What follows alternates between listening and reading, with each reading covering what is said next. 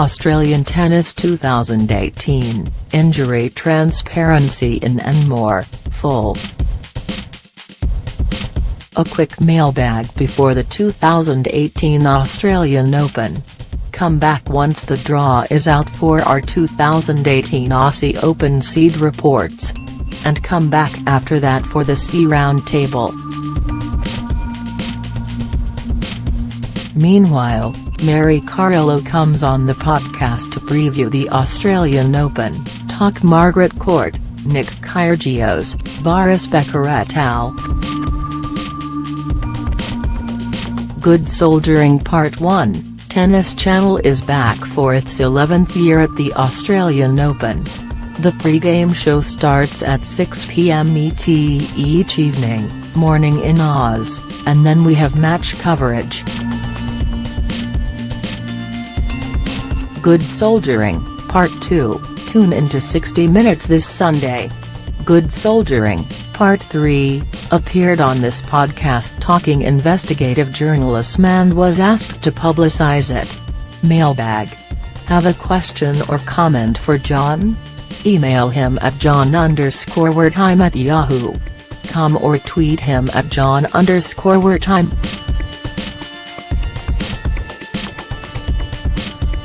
John, such mystery regarding professional tennis players' injuries. Djokovic, elbow injury, and Murray, hip injury, take off 6 months and are still not fit, and nobody knows what the true nature of the injury is or the prognosis. It seems as if there is much more transparency regarding injury disclosure in other sports.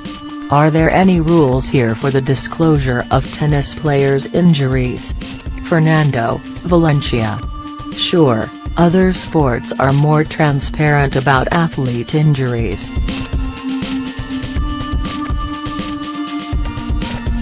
The dirty secret: this transparency is in part to appease gamblers, but let's save that for another time. The difference: in these other sports, a team is paying the player's salary and serving as employer. In tennis, the players are independent contractors and, as such, owe no one a duty of information or full disclosure. If a tennis player wishes for whatever reasons to be coy and secretive about their health, they're entitled. Completely understand your stance on no comment for the sake of the child. But this is Sexism 101. A male tennis player in this position could go do his job. Love you, but your silence on this stinks. At Bookshrike. I'm not sure I get this. I'm reluctant to go too deep on Azarenka, mostly because it's deeply personal and pivots on the welfare of a child. A child who's done nothing wrong, has no agency in this and doesn't need this custody dispute to be what defines him when you Google his name 25 years from now. It would no be different if a male player were the principal figure. Just to be clear, as I understand it, Azarenka is free to play the Australian Open. She simply cannot leave the country with her child. And so it is that she's chosen not to. No different if this were a male or female. I realize the topic was non-Federer Big Four rivalries, but the two Wawrinka victories over Djokovic at Roland Garros especially, 2015, and the US Open, 2016, still stand out as two great examples of an underdog finalist rising to the occasion, sartorial choices notwithstanding. Eve, Montreal. Oddly enough, if we include Wawrinka, we get some tremendous head-to-heads, with Wawrinka winning some and losing others. See you. Open 2003. Take it away, Chris Clary. Hi John. Happy 2018 to you and your loved ones. I recall that a similar question was asked to Pierre Paganini about Federer. I dug up the interview by a New York Times reporter. I find it funny that in that 2012 interview Paganini was also asked whether Federer had lost a step. Below is what he replied at that time to the former question and the link to the full interview. If Roger were not a tennis player, what would be his best sport? A. In soccer, he could have been really good. Roger has coordination from head to hands to feet. He could have been a good javelin thrower, he could have been good in basketball or volleyball or skiing because he has a great sense of balance. I think young players should draw inspiration from this because it's like learning a language. When you develop a good, wide capacity for coordination when you're young, it helps you express a lot when you're older. Training for tennis shouldn't be done in a tunnel. It should be in more of a courtyard. Venky C., Ann Arbor, Michigan. And long as we're here, how about a nod to Pierre Paganini, a deeply underrated figure in tennis? Here's a guy who has worked with Roger Federer on his training and flexibility and injury prevention and well, the results speak for themselves. He also worked with Stan Wawrinka. A. That's more than 20 majors between them. B. Those are two radically different body types and yet Paganini has accommodated both. Eugenie Bouchard? Claire, Quebec.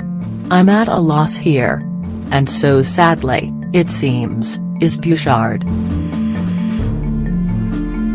Struggling barely paints the depth of the problem here.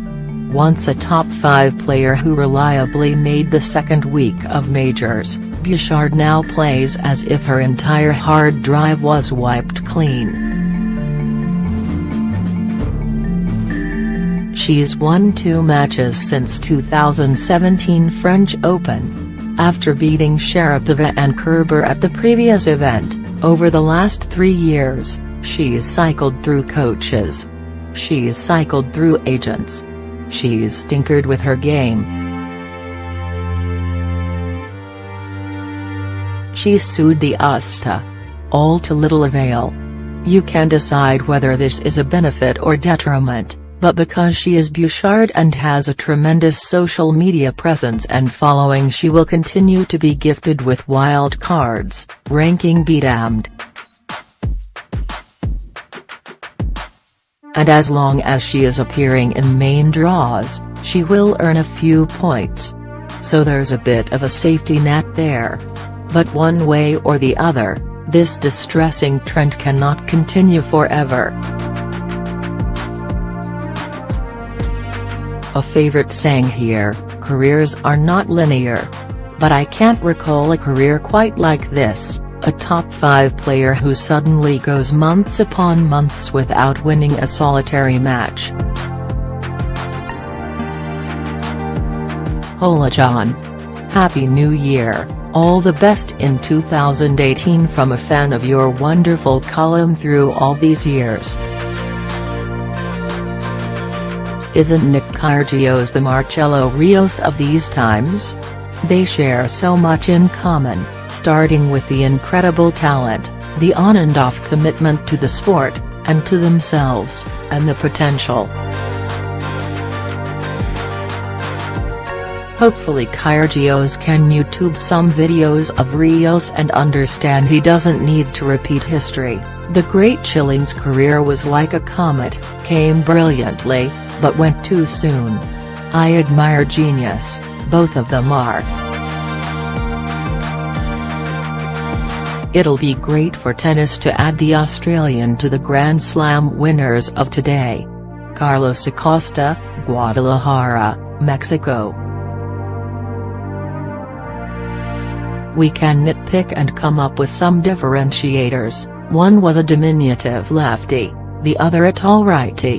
One was abrasive and combative, the other was immature but a good guy whose sins were mostly self-inflicted variety. Rios got to number 1, Kyrgios, for all his notoriety, has yet to crack the top 10. But I see your broader point. For all his talent, Rios' temperament and on-again, off-again commitment prevented him from maximizing his potential. What a pity it would be for Kyrgios' career to suffer the same fate. Talent needs to flow. It cannot be a spigot that gets turned on and off. Long as we're here and on the occasion of the 20th anniversary, let's reflect on Rios' 1998 Australian Open. He reached the final, but then falls to Petr Korda. Later that year, Korda tests positive for nandrolone. We all have our own moral codes. But if this were the Olympics, doesn't Korda get stripped and Rios wins gold? Stop the ridiculously intentional grunting. It is much too pervasive in women's tennis. It is bad for the game, and imagine how awful it would be to see youth mimic this at tennis courts around the country. It is cheating and annoying to listen to as a fan. Do introduce a shot clock. Do limit 5-setters to only the finals or semis of majors. Mike Zambetti. My new rule, we and I hasten to include myself here, need to scale back with these relatively minor suggestions until we address the injury crisis in a meaningful way. Let's fix our broken leg before we start quibbling about shoe styles. Everyone watch this Boris Becker documentary on Netflix. Not unlike the subject, the flawed and self-sabotaging but ultimately endearing. Then we can have film salon. Federer, Ben Sakane to bad mixed doubles team. Novak Djokovic and his ASICS kicks are coming soon, to a commercial, and Blue Court, near you. Speaking of endorsements, as the sport of pickleball continues its rise as the fastest-growing recreational sport in North America, the professional game is gaining momentum as prize money and prestige for the best players in the world continues to increase. Today, Selkirk Sport, a leading manufacturer of high-performance pickleball paddles and accessories, announced the signing of 2017 US Open national champion, Ty McGuffin, to the largest endorsement contract ever in professional pickleball. The United States Tennis Association today announced a restructuring of its community tennis division prompted by the success of the U.S. National Campus in the Lake Nona district of Orlando, Florida.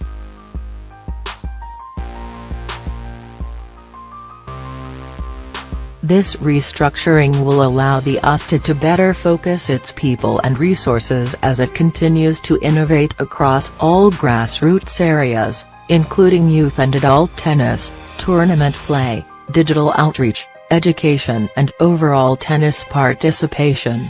Kurt Komperman will assume the role of Chief Executive, USTA National Campus.